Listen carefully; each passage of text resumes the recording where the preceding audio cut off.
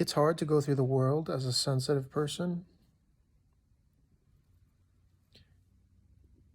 because you feel that a lot of things the way you perceive the world, like you compute the world, take in information, take in stimulation, like your apparatus of sensory perception, it's very finely attuned, and you're taking in a lot of energy, you're taking in a lot of things and stuff. And a lot of people, like, it's traumatic because people tell you that your feelings don't matter, like you're being in self-pity your whole life. A lot of people tell you that because they're trying to see it through a mind perspective. It's not a mind game. It has nothing to do with the mind. So sensitivity is a feeling of emotions, of being, of becoming the feelings. And when you're a sensitive soul, the object of your life is just to become more and more and more and more sensitive, more sensitive, more sensitive, more sensitive, more sensitive, but more powerful. From traditional culture, like psychopath mentality, people are not understanding that because it's counterintuitive, but it's a strength and it's a superpower, and it's rare to be around those people who simply understand it, because sometimes, like, there's people that you can go up to with your emotional problems or pain, and then that there's people that can't, like, they can't hear you, they can't hear what you're saying. Like, they more have you in a box of like, oh, you're just some good-looking guy who's well-spoken. Like, you don't have problems. I don't get it. Like, why are you telling me that you have problems? You don't have problems. Aren't you, like, winning the Matrix, Peter? Aren't you, like, winning the popularity contest? And that would lead you to fulfillment, right? And then you plant your flag at the top of the Matrix, and then you won, right? So I like being around people and it's lonely when you don't have those people.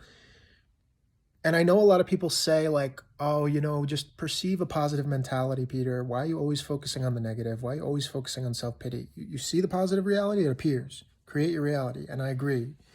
But when it's an incomplete puzzle and you're creating a reality from a place of repressed emotions, you're creating a repressed, blocked reality. So I agree with the creating of reality, but when you're pretending that all these emotions that are there and not acknowledging the sadness and the grief and these things, you're actually not creating the purest and most powerful reality that you can as a creator, as God, as someone who's creating the hologram before our eyes. Because those things in the basement are really running the show, and they're putting a limit on the capacity of the godlight and the power that can be birthed out of you, which, how would you even know if you haven't gone down into that basement cellar? So the idea that it's painful when you don't have people on this plane, on this earth, in this world, that don't understand you, that see your true heart and soul. And it's not selfish to yearn for that, because as a person, as a heart, as a soul, you deserve to have people that see your heart and soul and feel you for who you really are and see you for who you truly are. If you love deeply, if you do the inner work, if you pull back veils, if you go into the ugly stuff, if you're birthing a more pure and naked and raw part of you, you will be lonely. You will feel like just alienated. You will feel like you scare people off. You will feel like you're just not finding that connection. Like, like, people will leave your life not because you hate them, and not because, family or friends that just don't resonate anymore. Like, there's no energy to exchange there, because you're like, I need to be nourished. I need to be filled with love. Like I want something where I can exchange love. Like, we're not playing those old martyr programs anymore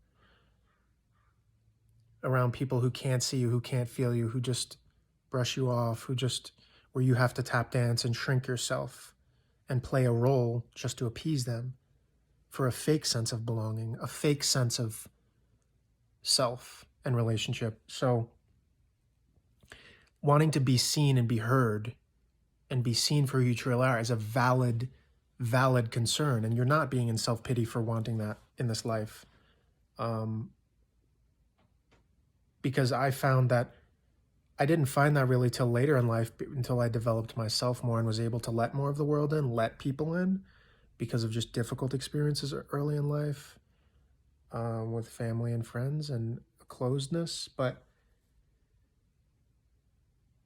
it really feels like breathing air for the first time when you do connect with those souls who see you and feel you and appreciate you. Because if you're embodying love, if you're embodying the divine, you somewhat always felt like you were insane.